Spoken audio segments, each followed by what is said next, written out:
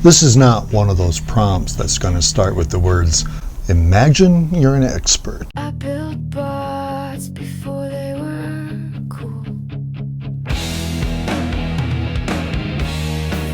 If you've been watching, you know that I like prompts that are very definite, and because of that, I like using supplemental files instead of putting everything in this narrative prompt. And this is a really good example.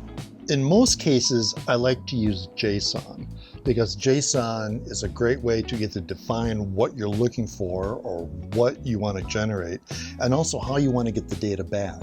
And it works great when you have irregular data types. But when your data can fit in a table, there's really no reason not to use a comma-separated values file.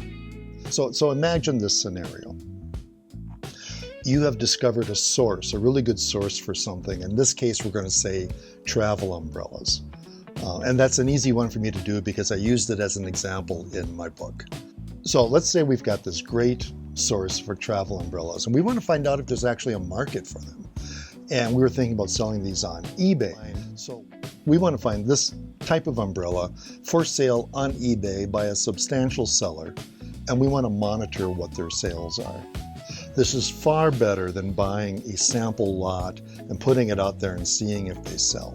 But I want to point out that this could be used to monitor all kinds of things. You could be monitoring poll results. You could be monitoring the results of sports events, and I can think of all kinds of reasons to do that.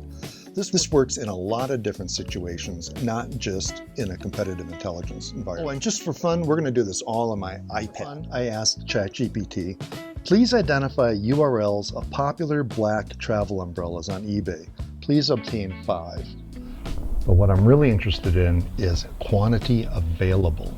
That's what I'm looking for. And from just that key data, just that timestamp data, I can find out whether or not this is a viable product to sell on eBay. I can figure out their warehousing techniques. I can figure out how long it's been since they've done a reorder. There's just a ton of information that can be gathered in situations like this. Then I asked this. I said, I uploaded that file that it generated, and I said, please use the uploaded file to create a CSV file that includes current data. Please use only the first item in the attached spreadsheet. So that's the one that's got quantity available information, and that's what I really want. I uploaded the file that it gave me holding that one item, and I said, please use the uploaded file as a reference. Please go to the URL indicated and retrieve the data referenced by the spreadsheet. Append the CSV file with new data on a new row. And that on a new row is really important. Otherwise, it'll just make a big, long, single row CSV file. Now, once you have this is cool because you can run this every day or however often you want to, and you can monitor how well this one item is selling. And you can get some idea whether or not this is something that you would like to pursue. The nice thing about this data is that it's really easy to create charts, upload it into a database, upload it into Excel and run macros on it. You can do all kinds of stuff. So, and again, this can be used in many different applications. Now, there are reasons why you don't want to do it this way. This is fine for small batches of things, but if you want to do this at any kind of scale, this will not work, and I'll tell you why. The fact that you're doing it, and if it's successful, it becomes a trade secret. And a trade secret needs to be protected. And the way you do that is by protecting your sources. Right now, you really don't know how ChatGPT is accessing eBay. You don't even know how many times it's accessing eBay.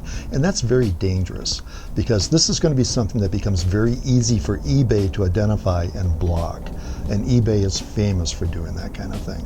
If you want to do this at scale, and I've done these things at scale, you have to use a more managed approach that throttles the number of times you make your accesses to your source. I would never attempt to do anything like this at scale.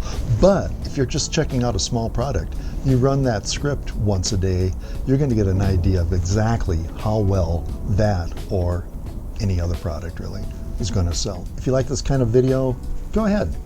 Subscribe. What's it going to hurt? Give it a like. Thanks. We'll see you around.